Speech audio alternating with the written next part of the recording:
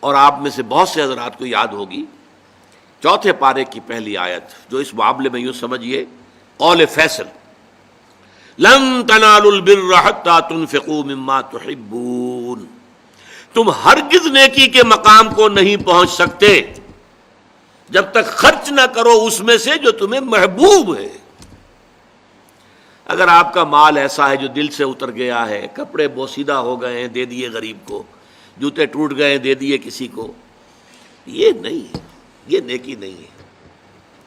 نیکی کیا ہے؟ مما تحبون، جو تمہیں پسند ہو وہ مال۔ لن تنالوا البر، اور یہ نوٹ کر لیجیے جنہیں عربی سے کوئی تھوڑا سا بھی کوئی مس ہے کہ لام اور نون کے ساتھ جو نفی آتی ہے فعل مضارع کے اندر، اس سے زیادہ تاکیدی نفی نہیں۔ لن تنالوا البر، ہرگز ہرگز نہیں پہنچ سکتے نیکی کے مقام کو، حتی تنفقوا مما تحبون، جب تک کہ تم خرچ نہ کرو اس میں سے جو تمہیں پسند ہو۔ اپنے محبوب مال کو جب تک خرچ نہیں کرو گے اللہ کی رضامندی کے لیے، اللہ کی رضا جوئی کے لیے، اس وقت تک نیکی کا مقام حاصل نہیں کر سکتے۔ حدیث میں نے آپ کو سنا دی، من یحرم الرفق، رفق کہتے ہیں دل کی نرمی، اسی سے لفظ رفیق بنا ہے۔ رفیق وہ ہیں جو آپس میں ہمدرد ہیں، غم گسار ہیں، ایک دوسرے کا درد بانٹنے والے ہیں، ایک دوسرے کے دکھ کو اپنے دل میں محسوس کرنے والے ہیں۔ میں نے ہمدردی کی وضاحت پچھلی نشست میں کی تھی۔ ہمدردی، ہم جماعت، ایک جماعت میں پڑھنے والے، ہم عصر، ایک زمانے کے لوگ، ہمدرد وہ جن کا درد جو ہے وہ کامن ہے، مشترک ہے، ایک کے درد کو دوسرا محسوس کر رہا ہے۔ خنجر چلے کسی پہ تڑپتے ہیں ہم امیر، سارے جہاں کا درد ہمارے جگر میں ہے۔ یہ ہے در حقیقت نیکی کی اصل روح۔ میں پھر دوہرا رہا ہوں، جس میں یہ نہیں ہے، جو بخیل ہے، جو کٹھور دل ہے، جو سخت دل ہے، وہ عابد ہو سکتا ہے، زاہد ہو سکتا ہے، مفسر ہو سکتا ہے، محدث ہو سکتا ہے، فقیہ ہو سکتا ہے، مفتی ہو سکتا ہے، لیکن نیک نہیں ہو سکتا۔ یہ قرآن کا فتویٰ ہے، لن تنالوا البر حتى تنفقوا مما تحبون۔ پھر اس میں ایک بات اور نوٹ کیجئے، اس میں ترتیب بھی لازمی ہے۔ سب سے پہلا حقدار جو ہے آپ کے نیک سلوک کا وہ آپ کے قرابت دار ہیں۔ الاول فالاول، الاقرب فالاقرب۔ ہمیشہ قرآن مجید میں سب سے پہلے ذی القربیٰ، وآت ذی القربیٰ حقہ والمسکین وابن السبیل ولا تبذر تبذیرا، یہ بھی ہمارے منتخب نصاب کی آیت ہے سورہ بنی اسرائیل کی۔ اور تم حق ادا کرو جو ذی القربیٰ ہیں، قرابت دار ہیں، رشتہ دار ہیں۔ یہ خاص طور پر بات کیوں کہی جاتی ہے؟ عام طور پر قرابت داروں میں، قریبی رشتہ داروں میں شکر رنجیاں ہوتی ہیں۔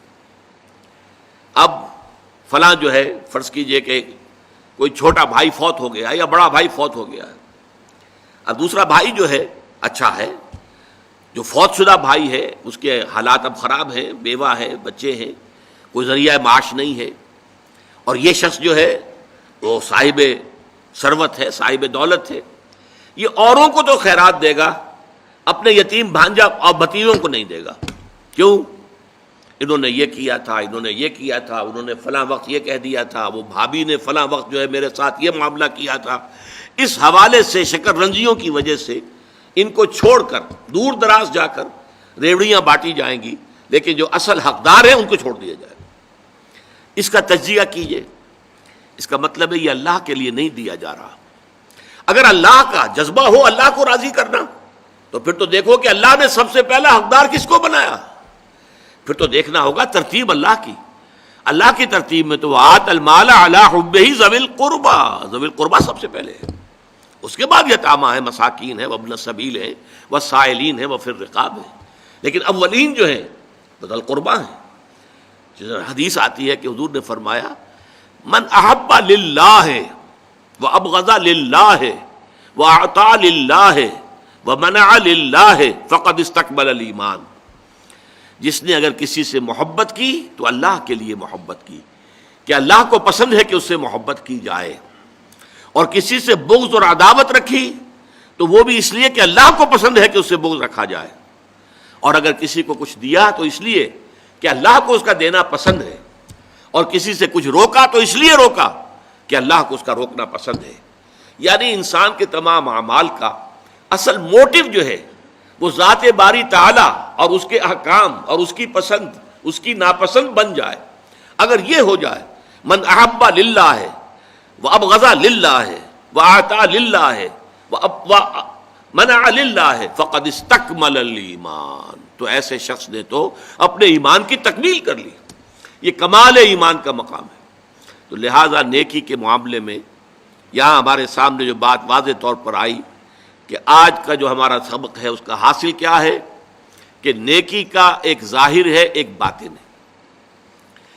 ہمارے اللہ تعالیٰ کے نزدیک نیکی اصل میں وہ اس کے باطن کے حوالے سے نیکی ہے، ظاہر کے حوالے سے نہیں. اگرچہ ظاہر کی اپنی جگہ اہمیت ہے. نماز پڑھو جیسے کہ مجھے دیکھتے ہو کہ میں نماز پڑھتا ہوں. صلو کما رأیتمونی اصلی، جیسے فرمایا کہ جب شمال کی طرف رخ کر کے نماز پڑھنے کا حکم تھا تم نے پڑھی، یہ نیکی تھی. اب جنوب کی طرف حکم ہو گیا، اپنا رخ پھیر دو، اب یہ نیکی ہے. اس وقت وہ اللہ کا اور اس کے رسول کا حکم تھا، اب یہ اللہ کا اور اس کے رسول کا حکم ہے.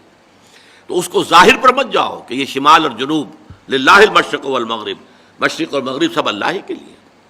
لیکن یہ ہے کہ اس نیکی کے لیے اصل روح جو ہے سب سے پہلے ایمان باللہ، اللہ کی محبت سے سرشار ہو کر وہ کام کیا جا رہا ہو. اس میں تو اس حد تک اللہ کے رسول کی تربیت کا ایک واقعہ آپ کو سنا رہا ہوں کہ حضرت علی رضی اللہ تعالیٰ عنہ سے ایک شخص کی باقاعدہ دو بدو جس کو کہتے ہیں ایک جنگ ہوئی، لڑائی ہوئی، اور آخر کار حضرت علی اس کے اوپر قابو یافتہ ہو گئے، زمین پر گرا لیا، سینے پر بیٹھ گئے اس کافر کے. اور اب اپنا خنجر بھونکنے والے تھے کہ اس نے نیچے پڑے ہوئے بھی تھوک دیا حضرت علی رضی اللہ تعالیٰ عنہ کے منہ پر. بے بس تھا اور کچھ نہیں کر سکتا تھا، تھوک تو سکتا تھا. حضرت علی اس کو چھوڑ کر علیحدہ ہو گئے. وہ حیران ہوا، میں ان کے رحم و کرم پر تھا، میری تو بس ہو چکی تھی، میں کچھ بھی نہیں کرنے کے قابل تھا. پھر میں نے جس کو انگریزی میں کہتے ہیں to add insult to injury, میں نے ان کی توہین مزید کی کہ ان کے منہ پر تھوک دیا. تو اب تو اور زیادہ غصے کے ساتھ چاہیے تھا کہ یہ خنجر جو ہے بھونکتے میرے سینے میں، چھوڑ کے علیحدہ ہو گئے. پوچھا اس نے کہ یہ کیا ماجرا ہے؟ فرمایا دیکھو میری تم سے کوئی ذاتی مخاصمت نہیں، کوئی ذاتی دشمنی نہیں، میں تمہیں اپنی کسی ذاتی سبب پر میں قتل نہیں کر رہا تھا، صرف اللہ کے لیے. لیکن جب تم نے میرے منہ پر تھوک دیا تو میری عزت نفس جو ہے اس میں ایک ری ایکشن پیدا ہوا. اس عزت نفس کے اندر انتقام کا جذبہ ابھرا. اب اگر میں تمہیں قتل کرتا تو یہ صرف اللہ کے لیے نہ ہوتا، اس میں میرے ذاتی انتقام نفس کا عنصر بھی شامل ہو جاتا، اور یہ مجھے گوارا نہیں. اور وہ شخص اسی واقعے پر ایمان لے آیا. تو یہ ہے در حقیقت موٹیویشن.